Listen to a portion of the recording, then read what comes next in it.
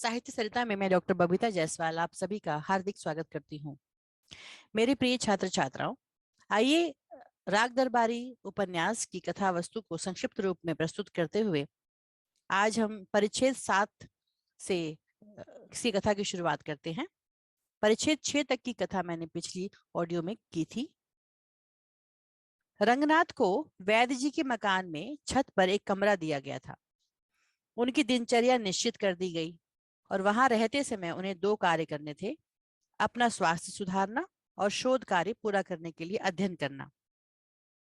कुछ समय तो रंगनाथ का जीवन सामान्य गति से चलता रहा, पर कुछ दिन बाद उसे उस गांव और गांव वालों, विशेषतः वैद्य जी की और उनके दरबारियों के कारनामे अखरने लगे। पहले वैद्य जी को शाम की एक बैठक में उन्होंने गांव के एक 14 साल के लड़के का किस्सा सुनाया कि कैसे वह इतनी छोटी उम्र में पक्का बदमाश बन गया, पर अंत में पुलिस के झापड़ खाकर मजिस्ट्रेट की अदालत में पेश किया गया और बाल अपराधियों की जेल में सजा काट रहा है। फिर सनीचर ने रंगनाथ को दूरबीन सिंह के बारे में बताया कि किस प्रकार उसने सारे कानून तोड़े, पर चूंकि वे स्वभाव से परोपकारी थे, इसलिए कमजोर व्यक्तियों की सहायता करने के लिए आसपास के धनवानों से रुपया छीन उन गरीबों में बांट देते थे। उनका एक गिरोह था जो रुपया लेकर लड़ाई झगड़ा मारपीट करने को तैयार रहा करता था। वे सेंध नहीं लगाते थे, दीवार फाड़ने के उस्ताद थे। वह और उनके साथी लोगों के घर में घुसकर चोरों की तरह घर वालों को मारते पीटते थे और डाकुओं की तरह उनका रुपया जेवर लूट कर ले जाते थे। इस प्रकार उन्होंने चोरों और डकैतों के बीच का फासला कम कर दिया था। पर भाग्य की बात, उनका अंत पुलिस की गोली से ना होकर अपने शराबी नशेबाज भतीजे के तमाचे के कारण हुआ। भतीजे के प्रहार से वह कुएं में गिर पड़े। उनकी रीढ़ की हड्डी टूट गई और कुछ दिन तक खाट पर पड़े रहकर वीरगति को प्राप्त हुए। दूरबीन सिंह का परिचय देने के बाद सनीचर ने उनके संबंध में अपने दो संस्मरण सुनाए। पहला संस्मरण उन दिनों का था जब दूरबीन सिंह का आतंक आसपास के इलाके में पूरी तरह छाया था और लोग उनसे डरते ही नहीं, उनका आदर भी करते थे। और दूसरा संस्मरण उनके गिरते दिनों का था जब उनका भाग्य सूर्य अस्तांचल को पहुंच चुका था, अर्थात उनकी प्रसिद्धि कम हो गई थी। पहले संस्मरण के अनुसार सनीचर रात के समय एक बाग के बीच से गांव आ रहा था। तभी एक पेड़ के पीछे से किसी ने कहा, खबरदार। पहले तो सनीचर समझा कि जिन्न है, अतः उसकी सिट्टी पिट्टी गुम हो गई। पर कुछ देर बाद ही पता लगा कि जिन्न नहीं, बदमाश है। उन्होंने उसे चारों तरफ से घेर लिया और बोले, जो कुछ हो चुपचाप रख दो, धोती कुर्ता भी उतार दो। सनीचर गिड़गिड़ाया, जान न लो, माल ले लो। और उसने अपना झोला, जिसमें सत्तू पूरी और एक लोटा था, उन्हें सौंप दिया। उन्होंने सारी पूरियां चट कर ली। जब सनीचर जाने लगा तो बदमाश ने पूछा, कहाँ का रहने वाला है? सनीचर ने बताया कि वह गंजा है और दूरबीन सिंह के गिरोह का सदस्य ही नहीं, उनका रिश्तेदार भी है। बस सुनते ही बदमाशों में खलबली मच गई और सब उसकी खुशामद करने लगे, रिरियाते रहे और गांव तक पहुंचाने आए। दूरबीन सिंह का इतना आतंक था कि चलते चलते उन्होंने सनीचर से विनती की, बस दादा, दूरबीन सिंह से मत कहना। सवेरे सनीचर दूरबीन सिंह के यहाँ गया और उनके पैरों में पड़कर सारा किस्सा सुनाते हुए बोला कि आपकी वजह से जान बच गई। दूरबीन सिंह भी अकड़ कर रौब जमाते हुए बोले, जा सनीचरा, कहीं भी घूम, जब तक मैं हूं कोई चिंता नहीं। रुपन बाबू के कहने पर सनीचर ने दूसरा संस्मरण सुनाया। एक बार सनीचर गंगा स्नान के लिए गंगा घाट गया था। लौटते हुए फिर बाग से गुजरा और फिर बदमाशों ने उसे घेर लिया। लाठी के जोरदार प्रहार से जमीन सुंघा दी। उसे अपना झोला देना पड़ा, जिसमें सिर्फ 1.5 रुपए की रेजगारी थी। उन्होंने उसके कपड़े उतरवा कर तलाशी ली, पर जब कुछ नहीं निकला तो एक लात और जमाई। पिछली घटना याद कर सनीचर ने बदमाशों पर रौब जमाने के लिए दूरबीन सिंह का नाम लिया, पर इस बार बदमाशों ने दूरबीन सिंह की खिल्ली उड़ाते हुए टंगड़ी मारकर सनीचर को फिर जमीन पर गिरा दिया। उनमें से एक बोला, दूरबीन सिंह किस चिड़िया का नाम है? दूसरा बोला, अब दूरबीन सिंह के दिन लद गए। उन्होंने उसे गालियां दी, उसका मजाक उड़ाया और तमंचा सनीचर की छाती पर ठोकते हुए कहा, अंधों में काना राजा बनने के दिन लद गए। सनीचर किसी तरह जान बचाकर भागा और उसने इस घटना का जिक्र दूरबीन से भी नहीं किया, क्योंकि उसे डर था कि अपने अपमान की बात सुन कहीं वह टै न बोल जाएं, अर्थात मर न जाएं। शिवपालगंज कहने को एक गांव था, परंतु शहर के निकट और सड़क के किनारे होने के परिणाम स्वरूप वहां बड़े बड़े राजनेता और अफसर आते रहते थे। और चूंकि सबको भाषण देने का रोग था और शिवपालगंज के विकास की चिंता थी, अतः वहां प्राय भाषण होते ही रहते थे और उनका विषय होता था अधिक अन्न उपजाओ, खेती के नए तरीकों से। लेक्चरों की कमी विज्ञापनों से पूरी की जाती थी। दीवारों पर चिपके और लिखे गए विज्ञापन वहां की समस्याओं और उनके समाधानों का सच्चा परिचय देते थे। नेताओं और अफसरों ने समझ रखा था कि सारी समस्याएं लेक्चरों और विज्ञापनों से हल हो जाएंगी, अतः वे इन दोनों कार्यों को स्वयं करते थे या अपने अधीनस्थ कर्मचारियों को द्वारा करवा करके संतोष की सांस ले लिया करते थे। उनके लिए उसके बाद कोई काम करना बचता ही नहीं था। विज्ञापन खेती से अधिक मलेरिया के बारे में थे। उनकी एक विशेष बात यह थी कि वे प्राय अंग्रेजी में लिखे होते थे। एक विज्ञापन पैसा बचाने के बारे में था, जिसमें पैसा बचाने की जरूरत के साथ उसे कहा और कैसे जमा करना चाहिए यह भी बताया गया था। सरकारी विज्ञापनों से निजी व्यापारियों और व्यवसायिक कंपनियों के विज्ञापनों की थी, और उन्हें देखकर लगता था कि सारे देश में दाद, खाज, खांसी, जुकाम, बच्चों की सूखा बीमारी फैली हुई है या फिर लोग लैंगिक अक्षमता के शिकार हैं। हाल ही में एक विज्ञापन जिसमें सबका ध्यान आकृष्ट किया वह था बवासीर के बारे में। वह पोस्टरों के अलावा अखबारों में भी छपा था, अतः कुछ दिन तक गांव की चर्चा का मुख्य विषय यही रोग रहा। रामाधीन ने थाने में रिपोर्ट दर्ज कराई थी कि अमावस्या की रात को उसके यहाँ डाका डालने की धमकी दी गई है। अतः पुलिस ने जानते हुए भी कि चिट्ठी फर्जी है, उस रात डाकुओं को पकड़ने के लिए तथा रामाधीन की रक्षा के लिए उसके घर से लेकर टीले तक का सारा क्षेत्र घेर लिया। अपनी मुस्तैदी और कार्यकुशलता प्रकट करने के लिए इन्होंने खेत खलिहान, बाग बगीचे, कुएं पोखर सब छान मारे। टीला तो छोटा मोटा थाना ही बन गया, पर कुछ हाथ न लगा। टीले पर ना रामाधीन रुपए देने और ना डाकू रुपया लेने आए। छानबीन करते समय उन्हें जो उपलब्धि हुई वह भी केवल जोगनाथ नामक शराबी की धरपकड़। वह प्रतिदिन की तरह उस रात को भी शराब में होश हवास खोकर एक गड्ढे में गिर गया था और वहीं पड़े पड़े अनाप शनाप बक रहा था। पहले तो दूर से आती आवाज को पुलिस वालों ने डाकुओं की आवाज समझा और डाकुओं से भिड़ंत होने की आशंका में अपने हथियार संभाले। पर जब गांव वालों ने जोगनाथ की आवाज पहचान कर बताया कि वहां डाकू नहीं शराबी है, तो सिपाहियों ने और भी अधिक मुस्तैदी, साहस और शक्ति प्रदर्शित करते हुए जोगनाथ पर धावा बोल दिया। जोगनाथ गाली बक रहा था, अतः थानेदार को गुस्सा आ गया और उसने सिपाहियों को आदेश दिया कि वे उसे पकड़कर थाने ले जाएं और बंद कर दें। सिपाहियों ने दरोगा को समझाया कि जोगनाथ वैद्य जी का आदमी है, अतः बेकार का झंझट खड़ा हो जाएगा, अतः उस झमेले में ना पड़ा जाए। दरोगा जी नए थे, अतः उन्होंने सिपाहियों की सलाह मान ली और सब थाने को लौट गए वापस और उसको छोड़ दिया। शिवपालगंज में एक कोऑपरेटिव यूनियन थी। वैद्य जी उसके मैनेजिंग डायरेक्टर थे और राम स्वरूप उसका सुपरवाइजर था। यूनियन के बीज गोदाम में गेहूं भरा था। एक दिन राम स्वरूप 2 ट्रक साथ में लेकर बीज गोदाम आया, ट्रकों में गेहूं भरवाए और गल्ला मंडी जा पहुंचा। वहां उसने कई हजार रुपए में गेहूं बेचा और गायब हो गया। बहुत दिन बाद पता चला कि वह यूनियन के रुपए गबन करके बंबई भाग गया है। वस्तुतः यह खबर गलत थी। वह बंबई नहीं गया था, बल्कि गांव से केवल 15 मील दूर एक शहर में रह रहा था। वैद्य जी की मिलीभगत से यह कांड हुआ था और गबन की अधिकांश राशि वैद्य जी की जेब में गई थी। अतः वैद्य जी ने यह अफवाह उड़ाई थी, पर सत्य तो प्रकट होकर ही रहता है। अतः एक दिन यूनियन के एक डायरेक्टर ने राम स्वरूप को शहर के पार्क में सिर पर तेल मालिश करते कराते हुए देखा।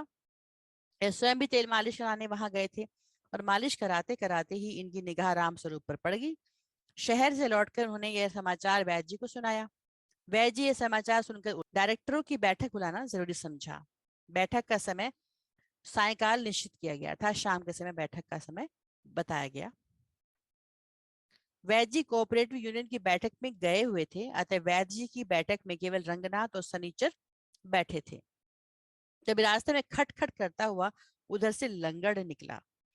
रंगनाथ ने उससे नकल के बारे में पूछा और हमेशा की तरह लंगर ने बताया कि प्रार्थना पत्र में अनेक गलतियां थी, अतः अर्जी खारिज हो गई और नकल नहीं मिली। अंधेरा हो चला तो बैठक में लालटेन लटका दी गई। उसी समय गांव के कुछ मनचले लड़के ठहाका लगाते निकले। रंगनाथ के पूछने पर शनिचर ने बताया कि ये बद्री पहलवान के चेले हैं और उनसे अखाड़े में कुश्ती की शिक्षा लेते हैं।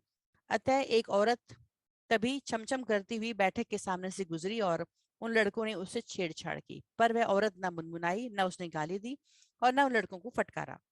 वह इठलाते हुए अंधेरे में गायब हो गई। सनीचर ने उसे इस तरह जाते देख टिप्पणी की, न जाने वह काना इस कुतिया को कहाँ से घसीट लाया है। बाद में उसने रंगनाथ को बताया कि काने से उसका अभिप्राय पंडित राधेलाल से है, जिनकी एक आंख दूसरी से छोटी थी, अतः लोग उन्हें काना कहते थे।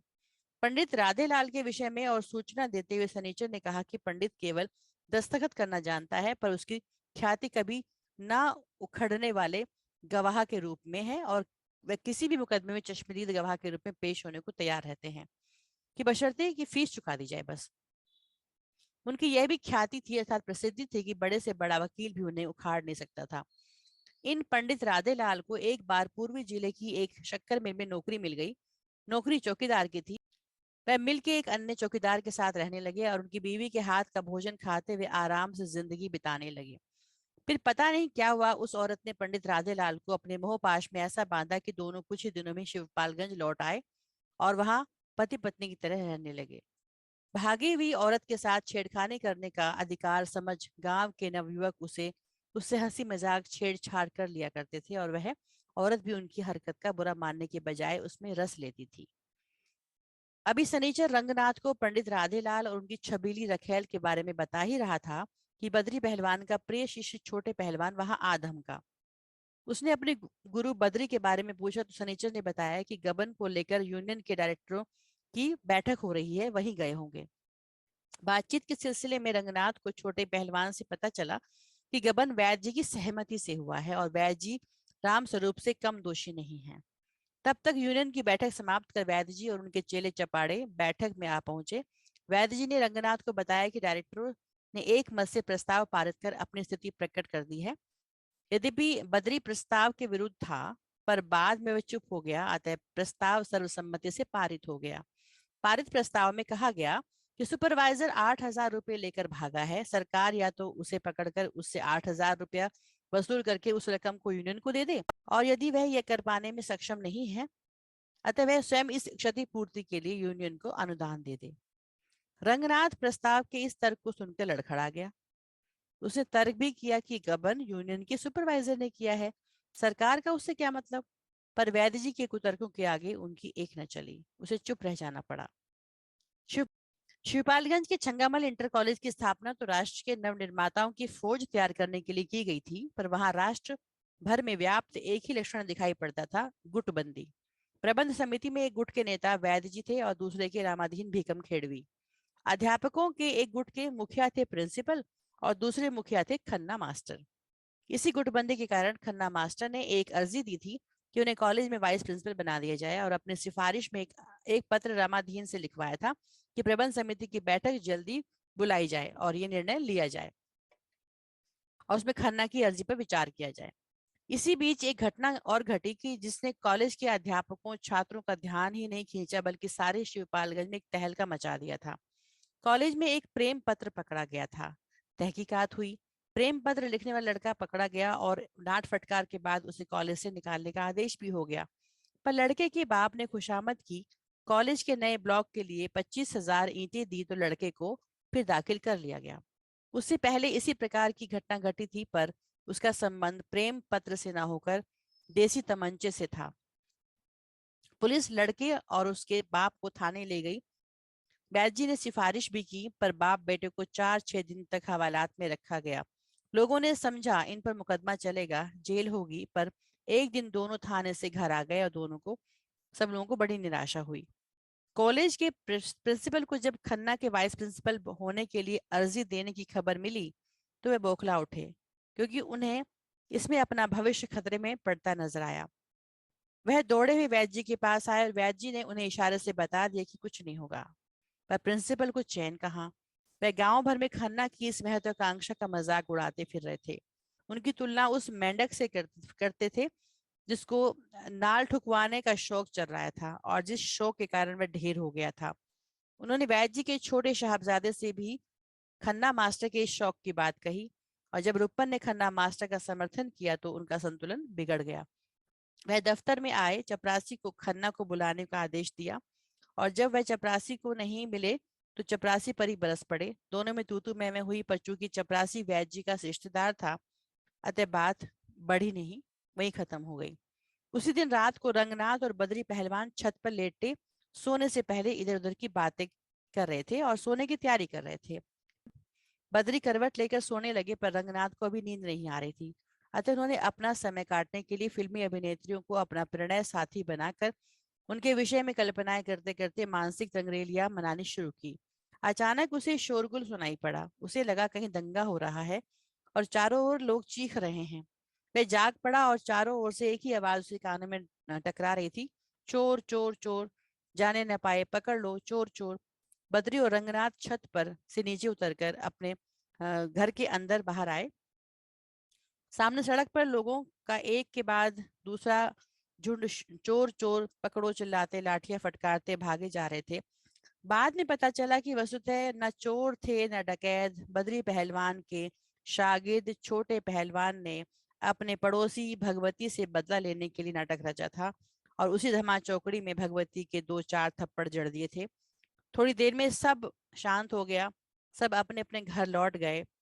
बद्री रंगनाथ रुपन भी सोने चले गए, और तभी छोटे पहलवान ने आवाज दी, इधर गली गली में चोर करते रहे, उधर इसी चिल्लमपो में किसी ने हाथ मार दिया, गया दीन के यहाँ चोरी भी हो गई। एक दिन प्रातःकाल के समय रंगनाथ अपने कमरे में बैठा था। ढेरों पुस्तकों का अंबार उसके सामने लगा हुआ था। ये पुस्तकें उसके शोध कार्य से संबंधित थी। वह पढ़ाई में लीन होने की चेष्टा कर रहा था। अचानक दूर से उसे हाउ हाउ का आवाज सुनाई पड़ा। थोड़ी देर में वह आर्तनाद बिल्कुल गली में सुनाई पड़ने लगा। आर्तनाद के साथ साथ गालियां भी सुनाई दे रही थी। जब हाउ हाउ की आवाज बिल्कुल नुक्कड़ पर आ गई तो रंगनाथ ने सनीचर से पूछा, ये शोर कैसा है? शनीचर ने उस स्वर को ध्यान से सुनने के बाद अपनी रिपोर्ट दी। लगता है छोटे पहलवान से कुसहर की फिर लड़ाई हुई है। अचानक हाउ हाउ करता व्यक्ति सामने आ गया। वह लगभग 60 साल का एक बूढ़ा आदमी था। देह से मजबूत, नंगा बदन, पहलवानी ढंग से घुटनों तक धोती बांधे था। उसके सिर पर 3 चोटें थीं और सिर से खून बह रहा था। सनेचर ने बूढ़े के घावों का मुआयना किया और फिर पास से बैठे वैद्य जी को बताया कि घाव गहरे नहीं हैं। फिर रंगनाथ की ओर मुड़कर बोला कि ये कुसहर प्रसाद है और इनके बेटे छोटे पहलवान ने, जो बड़ी बद्री पहलवान के शागिर्द हैं, इन्हें मारा है। इधर कुसहर प्रसाद वैद्य जी से बोले, महाराज इस बार तो छोटुआ ने मार ही डाला, अब मुझसे बर्दाश्त नहीं होता, हमारा बंटवारा कर दो, नहीं तो कभी मेरे ही हाथों उसका खून हो जाएगा। वैद्य जी ने चबूतरे पर आकर कुसहर के घाव देखे और उन्हें अस्पताल जाने की सलाह दी। साथ ही ऐलान किया कि छोटे का आज से यहाँ आना बंद। जब बद्री अपने शिष्य छोटे की हिमायत करने लगा तो कुसहर ने वैद्य जी से शिकायत की, अपने लड़के को रोको, इन्हें चुप करो, नहीं तो खून हुए बिना नहीं रहेगा। उसने ये धमकी भी दी कि वह थाने जा रहा है और इस बार अपने बेटे पर मुकदमा चलाएगा। वैद्य जी ने उसे समझाया और कचहरी अदालत जाना बेकार है। उन्होंने उपदेश भी झाड़ा कि कलह शोक का मूल है। कुसहर ने दहाड़ कर कहा, महाराज ये ज्ञान अपने पास ही रखो। वैद्य जी ने स्वयं को अपमानित महसूस किया, पर वह मुस्कुराते रहे। छोटे पहलवान खानदानी आदमी थे। उनका खानदान अपने पुश्तैनी कलह के लिए विख्यात था। 3 पीढ़ियों से उनके परिवार में बाप बेटे के बीच गाली गलौज मारपीट की परंपरा थी। छोटे पहलवान बड़े गर्व से अपने पुरखों का इतिहास बताते थे। हमारे परदादा भोलानाथ बिना अपने बाप से टुर टुर किए मुंह में पानी तक नहीं डालते थे। उनके बाद उनके बेटे गंगा दयाल ने अपने पिता का दायित्व संभाला और उन्होंने 17 साल की उम्र में ही अपने पिता को इतनी जोर से लाठी मारी थी कि बेहोश हो गए थे।